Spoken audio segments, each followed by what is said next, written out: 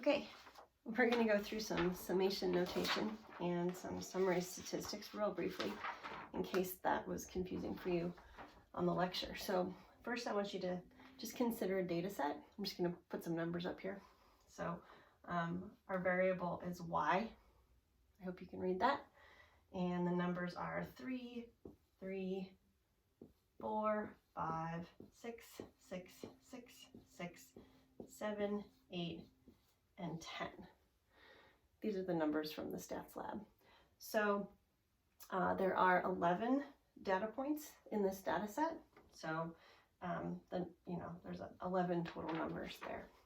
I want you to also think about any data set of any size. And so that's the kind of notation we're going to use and why we're using this kind of weird notation. So instead, I want you to think about any data set. We're going to call it y sub I. And then each value is just y1, y2, y3, y4, y5, y6, y7, y8, y9, y10, and all the way down to y11. In this data set, there are also 11 values, and the sample size, we call it n. Okay, so both of these data sets have n number of values, a sample size of n, and they both happen to have a sample size of 11 as well. But this would be the general way we could write out any data set, y sub I, from 1 to n. Okay, so if your data set only had 3 points, it would be from 1 to 3. It could have 2,000 data points. That would be y sub I from 1 to 2,000. Okay, so it's a really effective way of talking about just any data set in general to use this y sub I framework.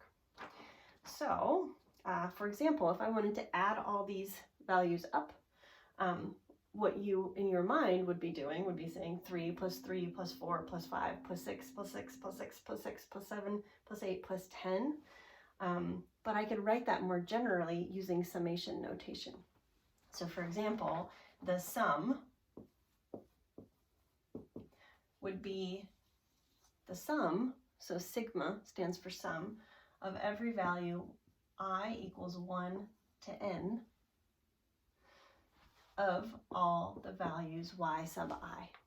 Okay, so that's how you would write the sum of all of these values from I equals 1 to n of every value y sub I. Okay, so that's basically what I've written here in this language of statistics. Now, if I wanted to take the mean, you would add all these values up and divide by 11, right? So I could write the mean for any data set in this way, mean, and we're going to call this y bar, okay, is just equal to the sum from I equals 1 to n of every data point y sub I divided by n, okay? So that's how you'd write the mean. Now, to understand the median, you would place the values in order like they are already here, and you would find the middle value. So 1, 2, 3, 4, 5. Here's value number 6. 1, 2, 3, 4, 5. So there's 5 values on either side. This value is the median, the middle value, okay? And if you wanted to figure out the mode, which is another measure of central tendency, you'd look at the data set and you'd say, okay, well, there's 2 3s. Oh, but there's 4 6s. So the mode is the most common value in the data set. So the mode would be 6. So the median would be 6, the mode would be 6. And if you add these values up and divide by 11, you get a y bar of equal to 5.8, I think it's 8.2. So that's the mean. They're all pretty similar to one another. They're measuring the central tendency of the data set. Now, the other thing that we can see is these values are not all the same, so there's variation in the data set. And we can talk about that by taking each value in the data set and subtracting it from the mean, y bar, okay? And that's called variance. Okay, so we call variance s squared. And I'm going to use summation notation for it, so just bear with me. So the sum from I equals 1 to n of every value y sub I, but this time minus the mean y bar and squared.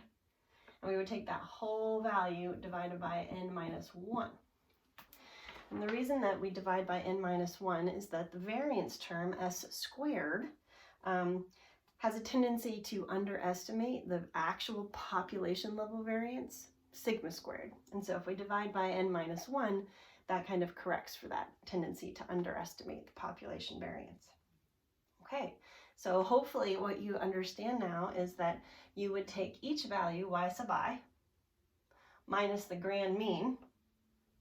You would do that math, square it, and then you would add it to the next value of y sub I minus the grand mean squared.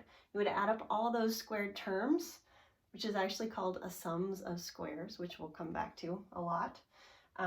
Divide that sums of squares term by n minus 1 and you get the variance. And then the other measures of spread are all built off of the variance conveniently.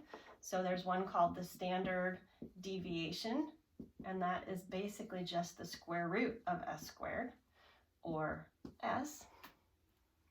There's the standard error,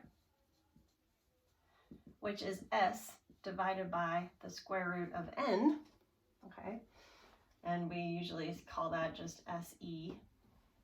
And then the last one is called the coefficient of variation. The CV is the standard deviation divided by the absolute value of the mean.